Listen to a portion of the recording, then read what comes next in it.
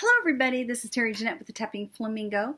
I'm getting ready to go to a baby shower and I want a pair of earrings that go with this new shirt that I got. I want them to be hoop, so I think I'm going to use some memory wire. I was digging around in my stash of beads and I came across these really pretty bumpy peach beads that I think will go right there, some little peach. We have yellow. I've got these really pretty yellow beads. And I need some green. I've got these square crystals, but I think I have some other green. So let me dig around in my stash and let's make me a pair of earrings. Let me give you a close-up on the beads. See the little bumpy beads? These came from a curated bead box. In fact, all these came from a curated bead box. We have these kind of, they're not quite a mustard. They're a little bit brighter than a mustard. They're really pretty.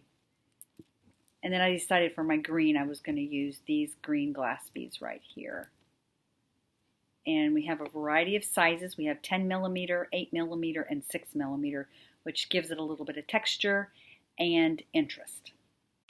I've got them all done. Boy, these are statement earrings. Look at that. Basically what I did is I took a piece of memory wire, cut it, using memory wire cutters to the length I needed to make the hoop however big I wanted it.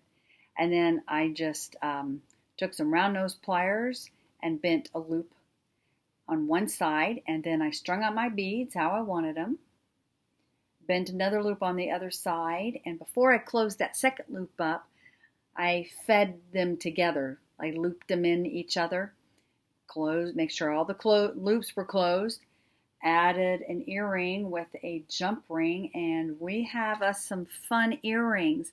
Let me know if you'd like me to give you some detailed instructions on these. There we go. And you know what? With earrings like this, you don't really need a necklace, but I'll be wearing a necklace, but a very petite one. There, just a little tiny petite necklace, ready to go. By the way, this is for my daughter-in-law.